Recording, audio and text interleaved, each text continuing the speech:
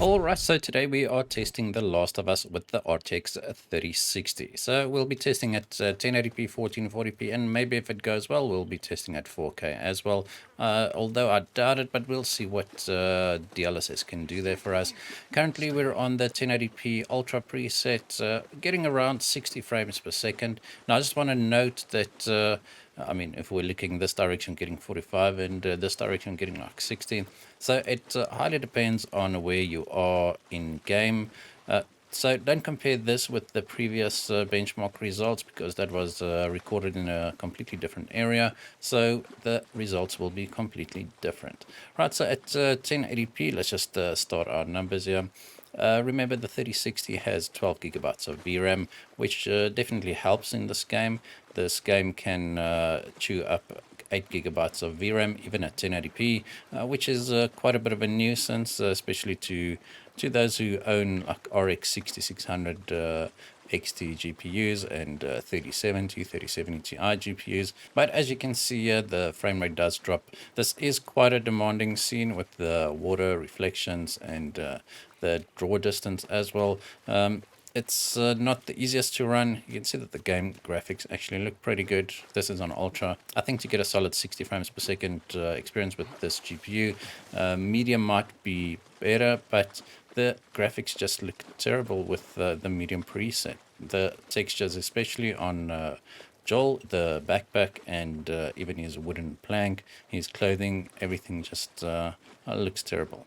Alright, so this was at 1080p on the Ultra preset. Let's lower that down to high and let's see what happens. So as you can see on 1080p Ultra, it's saying that it's going to be using 11.7 gigabytes of VRAM, which is a lot for 1080p.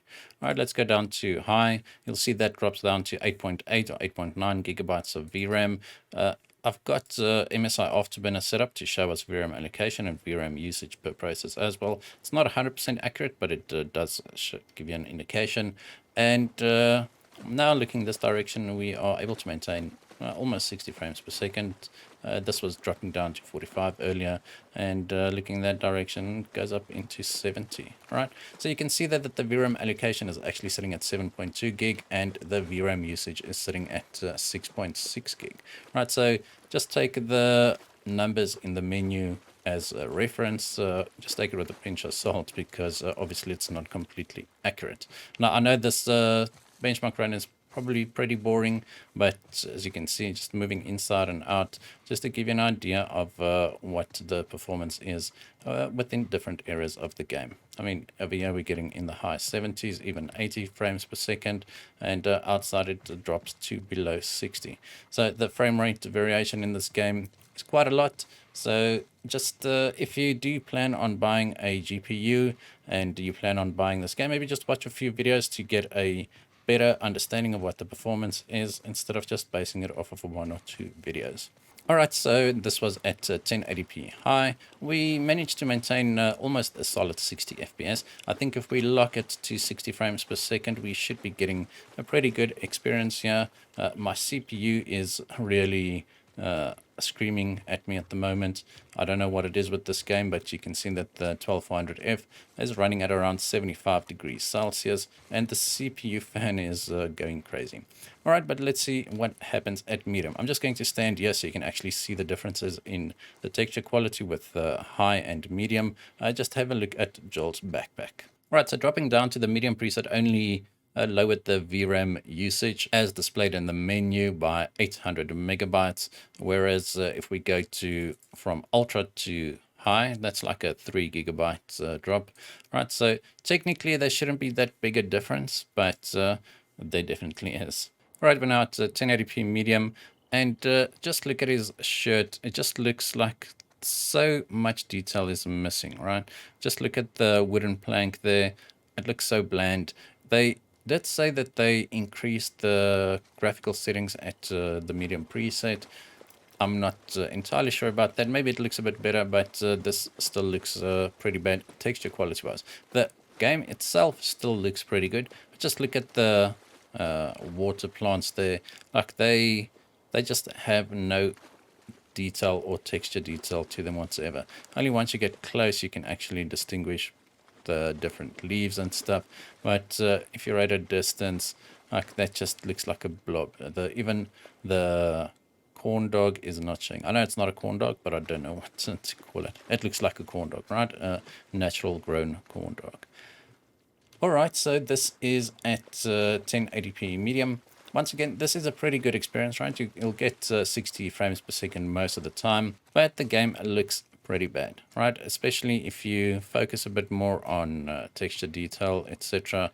This is not the way I recommend you play this game. What I think we should do is we should maybe go into high or ultra and then enable DLSS, right? But this was a and above 60 frames per second experience, so performance wise this is okay. All right, now I'm going to go up to quality again and enable DLSS. I keep on calling the ultra preset the quality preset. I don't know why. If I keep on doing it in this video, when I say the quality preset, I mean ultra, right? So we'll be applying the ultra preset, still at 1080p. You can see almost 12 gig of VRAM usage. Well, I mean estimated VRAM usage. And then we'll just go into display settings here and enable DLSS. Right, so this game is a real pain to benchmark, because every time we change any form of GPU or drivers, the shaders need to rebuild or recompile, and it takes forever. Right, so now we're at DLSS quality. So it means that it's rendering internally at 720p, and I think we should be pretty okay. Let's just restart our numbers here. Now, this is not the best DLSS implementation I've seen. There are some improvements over native. For instance, these fences at native, if you stand still, they actually shimmer.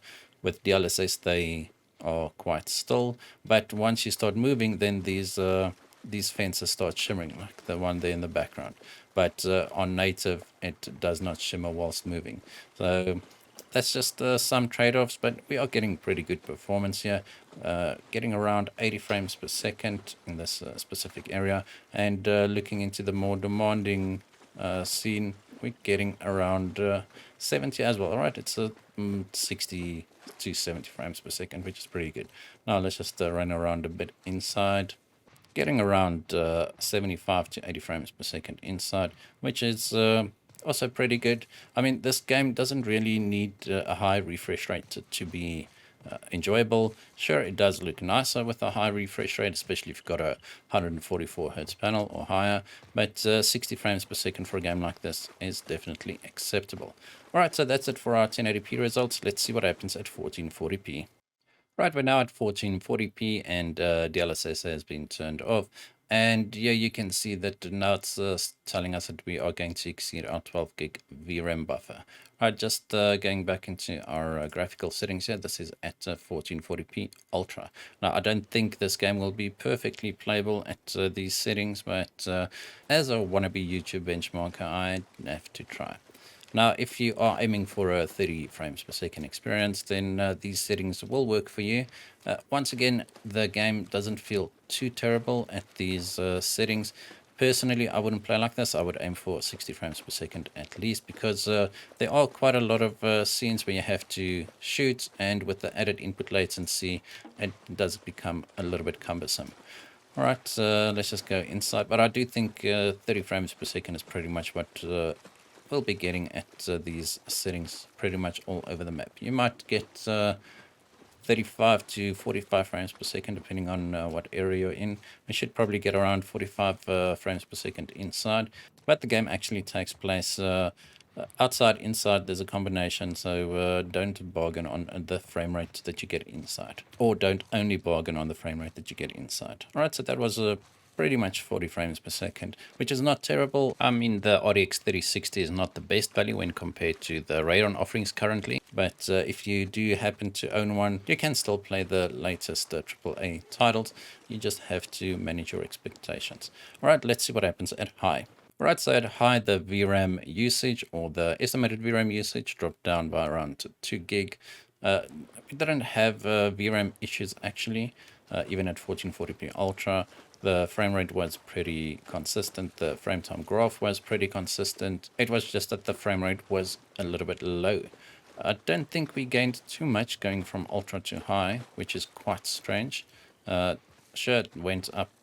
Inside you will get around 50 frames per second, so it did go up quite a bit in certain areas, but in others not. Just remember that if you do get a 10% performance uplift and you only had 30 frames per second to begin with, that just then becomes 33 frames per second, right? So not a big gain numbers-wise, but percentage-wise, it's still a pretty big gain. Right, but this feels a little bit better than the previous setting, though I don't think this is where I'll play it either. I think at 1440p high with DLSS, we should be closer to that 60 frames per second mark, and maybe that's where we should be playing it. Alright, so let's see how it does at 1440p medium. Right, at 1440p medium, once again, I'm still getting pretty much what we had on high. Maybe 1 or 2 frames per second more, although I doubt it. Right, getting 55 frames per second, yeah, that's what we had on high as well. So I think the settings don't scale that well, especially at higher resolutions. We actually did see quite a big improvement at 1080p, but at 1440p it does seem to be a little bit broken. But you can see that even at 1440p medium, we're not able to hit 60 frames per second consistently. Now this is pretty much what we had at 1080p on the Ultra preset, and I advised against playing on that, so I advise against playing on this as well. I do think at 1440p with the 3060 we're going to need some upscaling. Alright, just for giggles, let's test the 1440p low. And for the first time at 1440p we are getting above 60 frames per second, but something doesn't look right here. There's no detail whatsoever in the water. Looking out over this area here, still dropping below 60 frames per second. I know the game just looks terrible and low, so I'm not going to be testing too much at the low preset. This is not where you should be playing this. This is a very good looking game with the correct settings, and low is definitely not the correct setting to use.